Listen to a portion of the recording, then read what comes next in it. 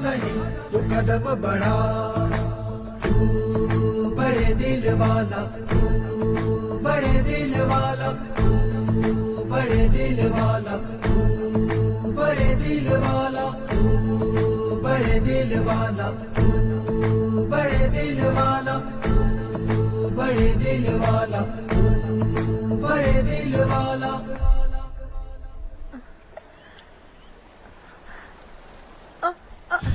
अरे बेटा क्या हुआ?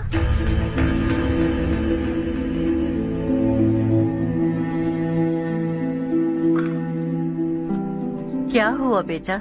चक्कर आकर गिर गई थी तो इस लड़के ने आकर मेरी मदद की है। बहुत बहुत शुक्रिया।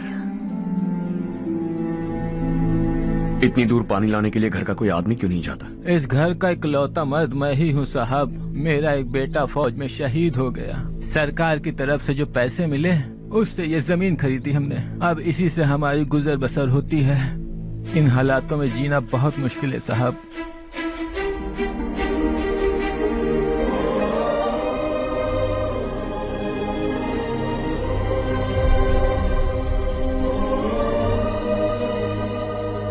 सुनिए सुनिए बेटा, कौन है आप? यहाँ किसी काम से आया हूँ। कहाँ रहूँ कुछ समझ में नहीं आ रहा। यहाँ आसपास कोई लॉज वगैरह है? ऐसे इलाके में तुम्हें लॉज कहाँ मिलेगा बेटा? इस गांव में नारायण राव नाम का एक आदमी रहता है। बड़ा ही नेक दिल आदमी है। बाहर से जो आता है वो उसे अपने घर में रख लेता है। मैं तुम्हें वहाँ ले चलता हूँ बेटा। सुनो, ये 2 बोरियां उस तरफ और 2 बोरियां इस तरफ रख दो। हाँ ठीक है। सुबह राजू का फोन आया था। लड़के वालों को दिखाने के लिए बिटिया की कुछ तस्वीरें चाहिए। वहाँ अच्छे रिश्ते मिल सकते हैं। पर मुझे तो आज खेतों में दवाई डालने जाना है। हाँ हाँ, जैसे तुम्हारा बहुत बड़ा खेत है। तुम्हारे खेतों में सोना उगता है क्या? तुम अपनी ये बकवास बंद करोगी? देखो मेरी बात सुनो, खेत का काम मैं संभाल लूंगा। तुम बच्ची को लेकर आराम से शहर जाओ। नारायण राव, ये लड़का गांव में कुछ काम से आया था। जगह ना मिलने पर मंदिर के बाहर सो गया था। ये नारायण राव जी हैं। तुम कौन हो बेटा और इस गांव में क्या काम है? मेरा नाम हर्षवर्धन है। मैं कुछ गाँव पर रिसर्च कर रहा हूँ। कुछ दिन यहीं रहकर इस गाँव के बारे में जानना चाहता हूँ। यहाँ बस खंडर है और वही घिसे पिटे लोग। इसके अलावा तुम्हें कुछ नहीं मिलेगा। तुम जैसे लोगों के रहने के लिए इस गांव में सुविधाएं नहीं है बेटा। अगर तुम चाहो तो हमारे साथ रह सकते हो। सुना है इस घर में कोई नहीं रहता। अगर दिक्कत ना हो तो मैं यहीं रह जाऊँ। उस घर की सफाई सालों से नहीं हुई है। तुम वहाँ नहीं रह पाओगे। तुम यहीं रहो बेटा। वहाँ रहूंगा तो अच्छा होगा। देखो, घर की सफाई करवा दो और इन्हें जो चाहिए वो दे। ठीक है भैया। जाओ बेटा जाओ। सुनो बेटा, खाने के लिए हमारे घर आ जाना। जैसा आप कहें। चलिए।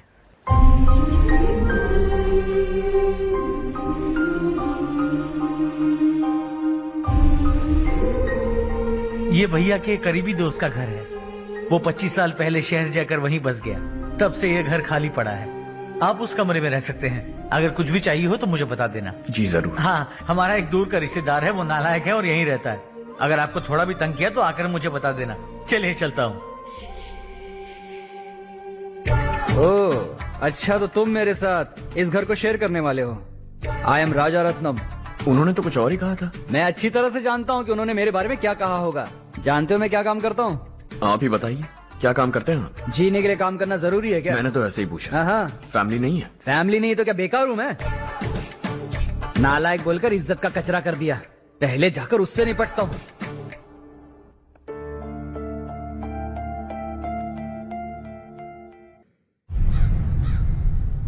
सुना है कि वो ZPTC का मेंबर हमारे खिलाफ अनाप शनाप बक रहा है।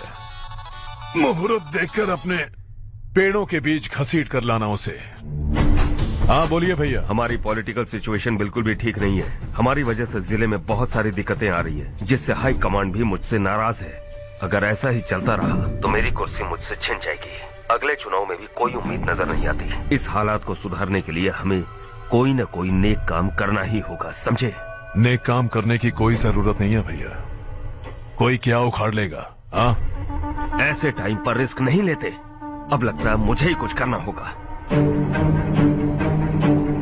भाई साहब बौखला गए। कुछ करने के लिए कह रहे हैं। नहीं करूंगा, जो भी होगा देख लेंगे। आने वाले 1 महीने के अंदर गर्मी और बढ़ जाएगी और मुझे तो बिल्कुल नहीं लगता कि स्कूल की मरम्मत तब तक हो पाएगी। मुझे भी ऐसा ही लग रहा है भाईजान। हमारे गांव के साथ साथ हमने आसपास के गांव से भी चंदा इकट्ठा किया है, शायद उससे कुछ मदद मिल जाए। बगल के गांव में गेहूं का गोदाम खाली है भैया, उन्हें पूछकर इस साल बच्चों की पढ़ाई वहीं करवाएं तो कैसा रहेगा? स्कूल की नई बिल्डिंग बनाने के लिए कितना खर्चा होगा? हमें पैसे नहीं चाहिए बेटा।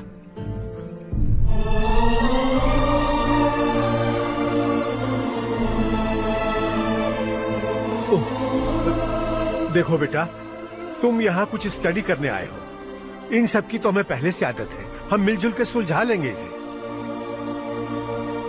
अगर एक इंसान दूसरे इंसान की मदद ना करे तो एक ही समाज में रहने का क्या मतलब है? मैं जानता हूं बच्चों को पढ़ने में तकलीफ हो रही है, ये लीजिए।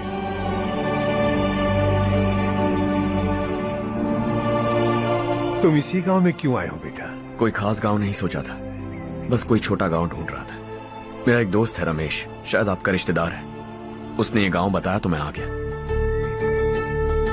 अब तक तुम्हें रमेश बाबू को बेवकूफ समझता आ रहा था, लेकिन रमेश बाबू को हमारी कितनी फिक्र है। उसे फोन करो और कहो कि जल्दी गांव आ जाए। ठीक है भैया। उसे देखे बहुत दिन हो गए हैं ना। क्या करूं, मेरे बिना वहाँ एक भी काम नहीं होता है। तुम ठीक तो हो ना रमेश बेटा? हाँ आंटी जी। मम्मी पापा ठीक है ना? हाँ जी ठीक है, मेरे होते हुए उन्हें तकलीफ हो भी नहीं सकती। उनका होनहार बेटा जो हूँ। वो सब तो ठीक है, तू अपना बता, तेरी शादी होगी कि नहीं? बहुत सारे रिश्ते आ रहे हैं आंटी, मुझे इरिटेशन होने लगती है। आखिर कोई लड़की बनी भी है जो मेरे लायक हो। अच्छा, पर तेरी माँ कह रही थी कि तुझे कोई लड़की पसंद ही नहीं करती। कह रही थी कि इस जन्म में तो मेरी लड़की की शादी हो ही नहीं सकती। Joke joke. अरे रमेश, अरे वाह, तू आ गया। कैसे आप? मैं बिल्कुल ठीक हूँ। कितना छोटा था तू और कितना बड़ा हो गया। तुझे देखकर मुझे बड़ा अच्छा लग रहा है। कितनी फिक्र है तुझे हमारे गांव की। तुम्हारा दोस्त हमारे गांव की मदद कर रहा है और ये सब तुम्हारी बदौलत है बेटा। मेरा दोस्त? और नहीं तो क्या, तुम उसे नहीं जानते? अरे मैं उसे कैसे नहीं जानूंगा, मैंने ही तो भेजा था। वैसे कहाँ है वो? हाँ? बगल वाले घर में। मैं मिल के आता हूँ जरा। हर्ष, तू यहाँ कैसे? तेरे घर वालों ने कहा तू हॉलिडे पे गया है, पर तू मेरे गांव में? ये मेरा भी गांव है। तुम्हारा गांव? मुझे आज तक क्यों नहीं बताया? मुझे भी हाल ही में पता चला। मेरा परिवार गांव छोड़कर शहर चला गया, इसीलिए गांव के लिए कुछ करने आया। अगर उन्हें पता चल गया कि मैं कौन हूँ तो शायद मुझे गलत समझेंगे, इसीलिए तेरा नाम लिया। अरे वाह, ये तो बहुत ही अच्छा हो गया। एक्चुअली मैं चारू को पटाने की कोशिश कर रहा था, लेकिन पटी नहीं रही थी। तेरी वजह से मैं उनकी फैमिली के सामने हीरो बन जाऊंगा और इसी मौके का फायदा उठाकर चारू को अपना बना लूंगा।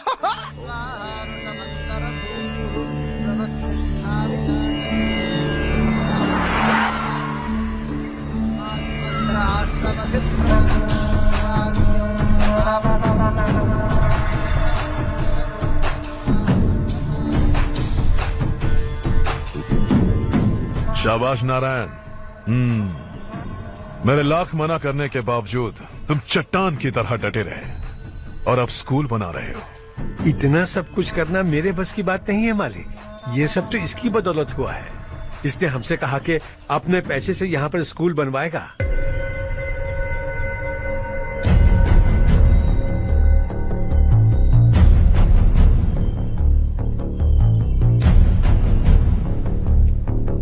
कौन हो तुम? हर्षवर्धन। और आप? शशि। इतना बड़ा स्कूल बनवाने जा रहे हो, लगता है बहुत पैसे हैं तुम्हारे पास। बहुत ज्यादा है।